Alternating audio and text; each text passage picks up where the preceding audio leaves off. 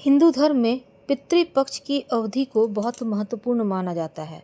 इस समय पितरों के निमित्त श्राद्ध, तर्पण, पिंडदान करने का विधान है।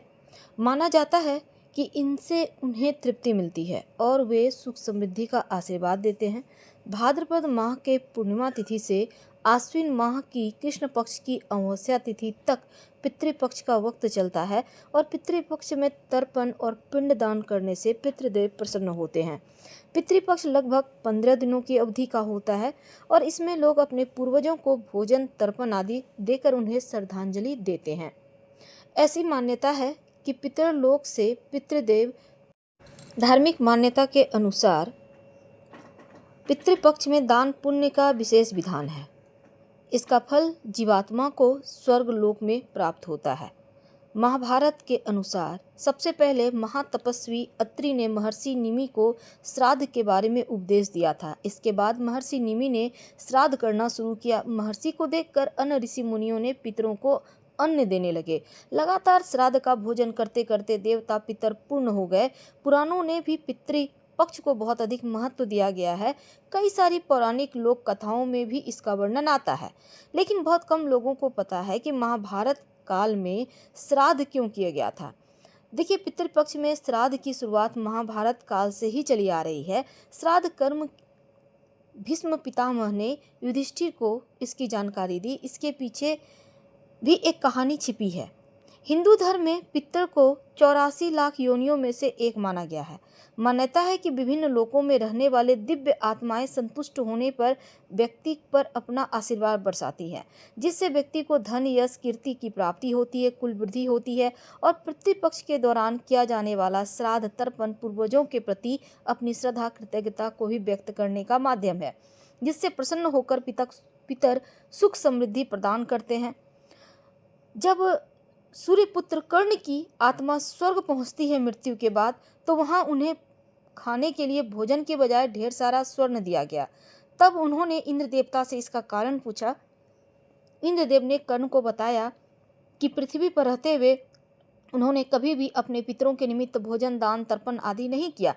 तब कर्ण ने जवाब दिया कि उन्हें अपने पूर्वजों के बारे में कुछ भी ज्ञात नहीं था, इसीलिए अनजाने में उनसे यह भूल हुई। दानवीर कर्ण अपनी दानवीरता के लिए जाने जाते थे और जीवन भर उन्होंने गरीबों, जरूरतमंदों को धन और स्वर्ण का किया दान। अपने द्वार पर आने वाले किसी भी व्यक्ति को उन्होंने कभी धन के बिना लौटने नहीं दिया। लेकिन कर्ण ने अपनी जीवन काल में अन्न का दान कभी नहीं किया।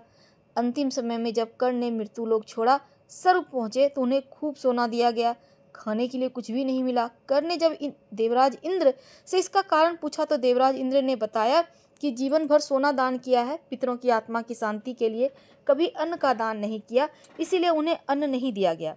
तब कर्ण ने इस बात को लेकर अनभिज्ञता जाहिर करते हुए कहा, मुझे अन्नदान के महत्व की जानकारी नहीं थी। कर्ण को जब अपनी गलती का एहसास हुआ, तो उन्हें अपनी गलती सुधारने के लिए एक बार 16 दिन के लिए धरती पर भेजा गया। इन 16 दिनों में कर्ण ने अपने पूर्वजों को याद करते हुए तर्पण किया, भूखे गरीबों को अन्न दान किया, फिर स्वर्गलोक चले गए।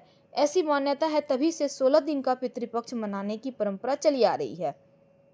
इस दौरान लोग अपने मृत पूर्वजों को याद करके भोजन का आयोजन करते हैं और पितृपक्ष के दौरान कोई भिक्षा मांगने आए तो खाली हाथ नहीं जाने देना चाहिए। पितर कभी भी अपनी संतान को परेशान नहीं करना चाहते। वे बहुत दयालु होते हैं। संतानों की उपेक्षा से दुखी हो जाते हैं, क्योंकि संतान के द्वारा श्राद्ध, कर्म और पिंडदान आदि करने पर उन्हें तृप्ति मिलती है और अपने संतानों को धन, धान्य, खुश रहने का आशीर्वाद देते हैं। पितर यह नहीं चाहते कि उनकी संतान उन्हें अतृप्त करने के लिए कुछ करें। वे श्रद्धा भाव से किए गए श्राद्ध को खुशी खुशी स्वीकार करते हैं और श्रद्धा के बिना श्राद्ध अधूरा होता है। पितृपक्ष की एक पौराणिक कथा है जिसको सुनने का विधान है। चलिए सुनते हैं। भगवान श्री कृष्ण से एक बार पक्षीराज गरुड़ ने पूछा, हे प्रभु, पृथ्वी पर लोग अपने मृत पितरों का श्राद्ध करते हैं, उनकी रुचि का भोजन ब्राह्मणों आदि को कराते हैं, पर क्या पृथ्वी लोक से पृथ्वी आकर श्राद्ध में भोजन करने पितरों को किसी ने देखा भी है? तब भगवान श्री कृष्ण ने कहा, हे गरुड़, तुम्हारी शंका का निवारण करने के लिए मैं देवी सीता के साथ भी घटना सुनाता हूँ। सीता जी ने पुष्कर तीर्थ में अपने ससुर आदि 3 पितरों को श्राद्ध में निमंत्रित ब्राह्मणों के शरीर में देखा था। वह कथा सुनो। भगवान श्री कृष्ण कहते हैं, हे गरुड़, यह तो तुम्हें ज्ञात ही है कि श्री राम अपने पिता दशरथ की आज्ञा के बाद वन को चले गए। साथ में देवी सीता भी थी। बाद में श्री राम को यह पता लग चुका था कि उनके पिता उनके वियोग में शरीर त्याग चुके हैं। तब उनके पिता के वियोग में जब त्याग गए और जंगल जंगल घूमते सीता जी के साथ श्री राम ने पुष्कर तीर्थ की यात्रा की। अब वह श्राद्ध के अवसर था। ऐसे में पिता का श्राद्ध पुष्कर में हो, इससे श्रेष्ठ क्या हो सकता है। तीर्थ में पहुंचकर उन्होंने उन ब्राह्मणों के चले जाने पर श्री राम ने अपनी प्रियतमा सीता जी से पूछा कि ब्राह्मणों को देखकर तुम लताओं की ओट में क्यों छिप गई? यह उचित नहीं जान पड़ा। इससे ऋषियों के भोजन में व्यवधान हो सकता था, वे कुपित भी हो सकते थे। श्री राम बोले, हे सीते, तुम्हें तो ज्ञात है ऋषियों ब्राह्मणों को पितरों के प्रतीक माना गया है। ऐसे में तुमने ऐसा क्यों किया? इसका कारण जानने की इच्छा है, मुझे अविलंब बताओ। श्री राम के ऐसे कहने पर सीता जी मुंह नीचे कर सामने खड़ी हो गई और अपने नेत्रों से आंसू बहाते हुए बोली, हे नाथ, मैंने यहाँ जिस प्रकार का आश्चर्य देखा है उसे आप सुने। इस श्राद्ध में उपस्थित ब्राह्मणों की अगली पांत में मैंने दो महापुरुषों को देखा। वे राजा जैसे प्रतीत हो रहे थे। ऋषियों ब्राह्मणों के बीच सजे धजे राजा महाराजा जैसे महापुरुषों को मैं देख अचरज में थी। तभी मैंने आपके पिताश्री के दर्शन भी किए।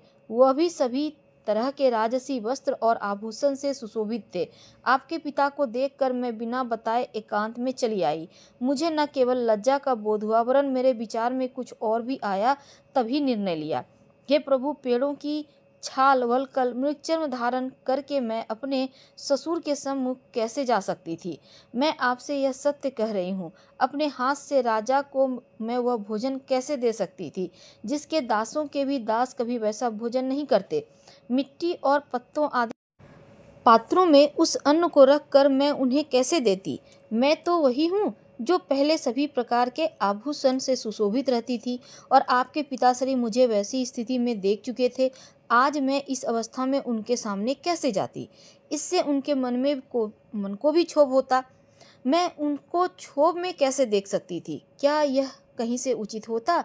इन सब कारणों से लज्जा के कारण मैं वापस हो आई और किसी की दृष्टि ना पड़े इसलिए सघन लताओं में आ बैठी। गरुड़ जी बोले, हे भगवान, आपकी इस कथा से मेरी शंका का उचित निवारण हो गया कि श्राद्ध में पितृगण साक्षात प्रकट होते हैं और वे श्राद्ध का भोजन करने वाले ब्राह्मणों में उपस्थित रहते हैं।